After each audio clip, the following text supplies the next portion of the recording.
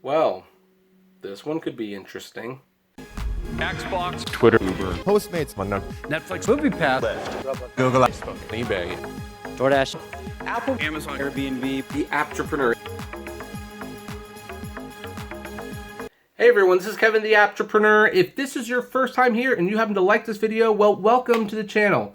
Please do me a favor, hit that subscribe button and ring that bell notification. We upload on a near daily basis, not yesterday, but we try for the most part, and you will want to be notified of every time we upload and go live, premieres, all that jazz. We talk about Uber, Lyft, Postmates, DoorDash, Amazon, Netflix, Disney Plus. We might even talk about Xbox a little bit. However, today we are talking about Lyft and Uber, sort of. Because here's the thing, price fixing. Price fixing is illegal.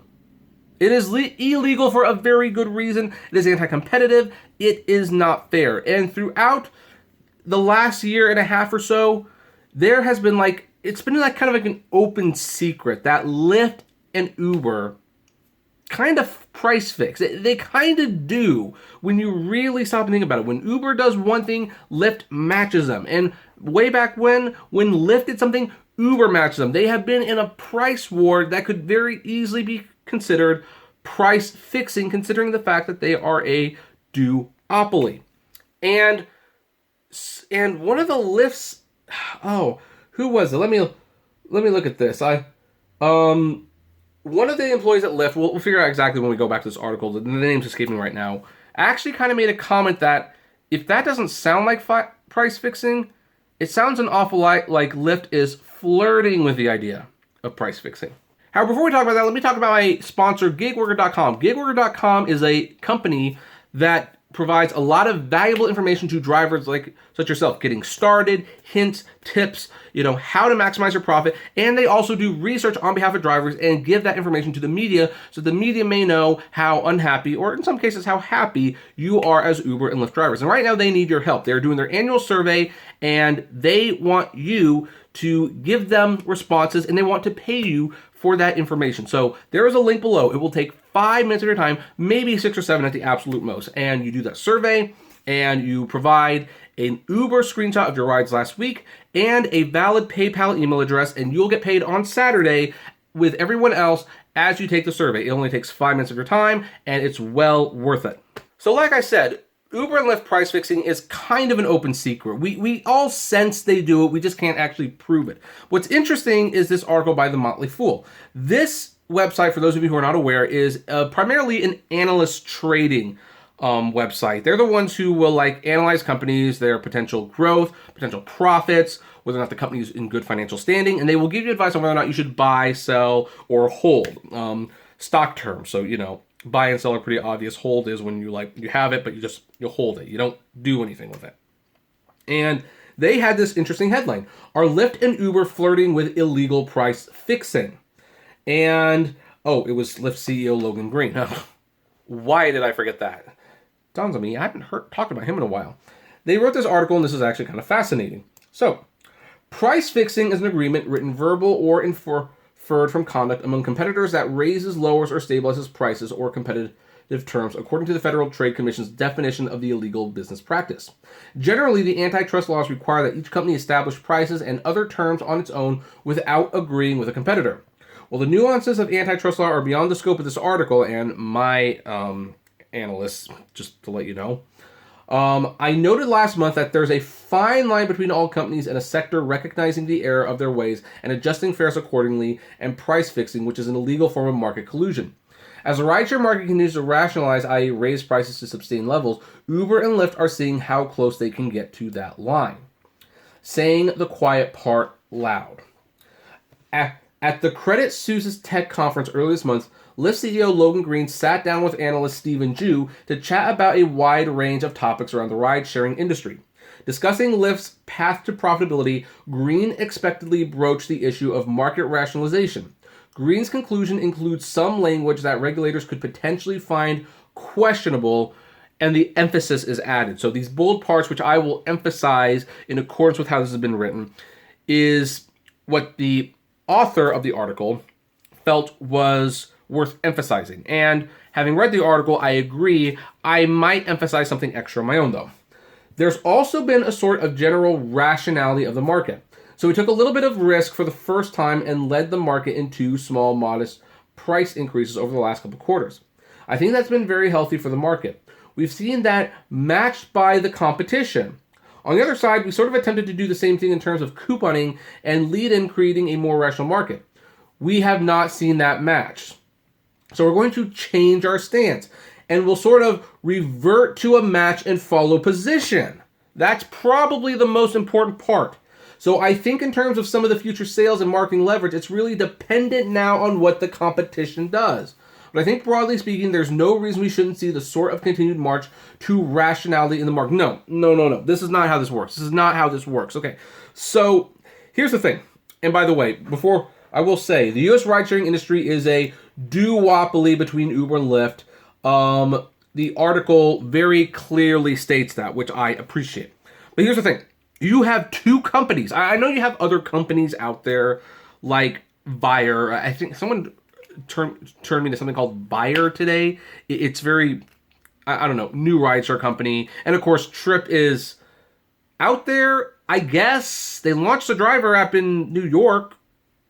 Haven't heard much about it other than that, but I mean, they're kind of out there. But for all intents and purposes, Uber and Lyft are duopoly.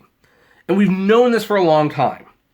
Because whenever one lowers the price, you see the problem where passengers go from that service to another service. Whoever lowered the price, that's where the passengers go. So the other company has to do it lower. And then for a long time, and it's kind of been this way for a while, they just kind of stop. They cost the same, pretty much, same drivers in many cases, and they're kind of in a position now where they're realizing they don't need to compete anymore. Because there's no brand loyalty, you might as well not even try to continue this stupid price war, which you never should have begun in the first place.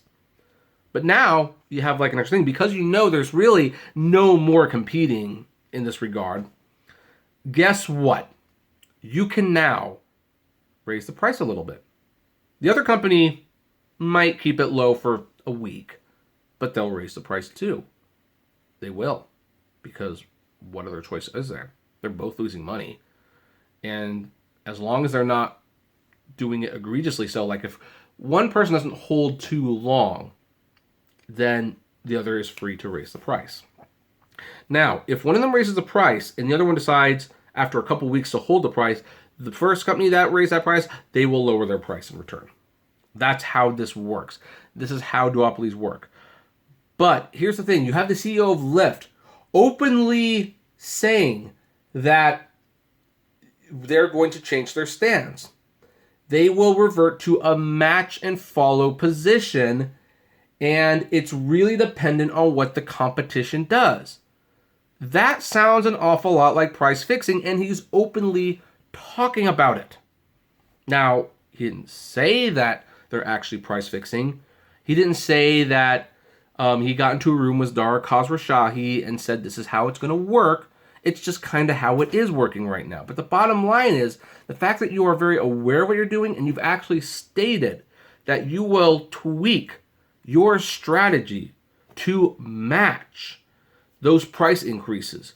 And it seems like the other side is not going to have a problem with that. Very strange. That's, sounds a lot like price fixing. So, here's the thing. Here's something else that's important. The FTC's definition includes an agreement that is inferred from conduct. So Uber and Lyft don't necessarily have to be having secret meetings in dark rooms to run afoul of its rules. The regulatory agency also points out that price fixing can come in many forms, including promotions and discounts. So, for example, I have had to use Uber and Lyft a few times recently.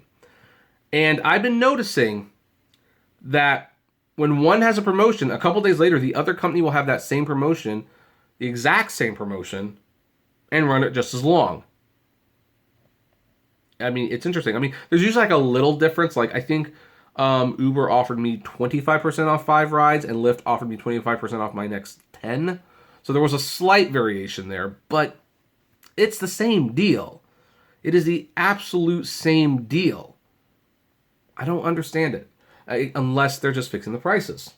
Uber and Lyft notoriously spend lavishly on incentives for both riders and drivers, effectively subsidizing fares.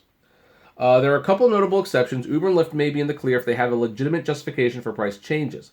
Some price changes may also occur from normal market conditions, such as imbalances between supply and demand.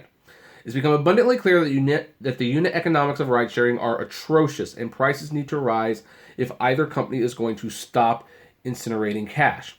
It'll be up to antitrust regulators, which are already scrutinizing various tech companies, to determine whether ride-sharing's ongoing rationalization crosses any legal thresholds. And yeah, I agree. That's where the lawmakers have to come in and make their decision. In my opinion, they are, but I'm not a lawyer. I'm not a politician.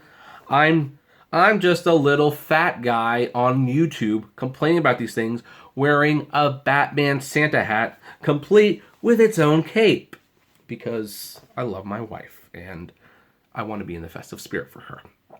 But anyway, so that's where we're going to leave that one. I personally think they've been in price fixing for a long time, but that's my personal opinion, not legal opinion. What about all of you, though? Do you agree with this article? Do you agree that this is price fixing? Or do you think, no, it's not price fixing? And heck, here's an interesting thing. If you ride with Uber and Lyft, have you noticed anything majorly different with the company and how it does its promotions or prices? Like, do you notice any difference that would lead you to believe that they are not in bed together? I would love to know. So, comment below, like, favorite, share, subscribe. If you enjoy my videos, consider becoming a Patreon member. It's totally optional, of course, but even as little as $1 a month goes a long way to helping the channel run smoothly. And you get access to my private Discord server, which I do have to set up, and I will at some point. If gas prices are getting just a little down, check out the Get Upside app below. It's totally free, but you get cash back on every gas purchase. If you want more content from me, check me out, Kevin T. Rodriguez, the Apptrepreneur Vlogs, and Autograph Hound. And finally, if you want to talk to me or any other rideshare driver out there, check us out at the Apptrepreneur Hangouts on Facebook. And as always, flame responsibly. Have a good one.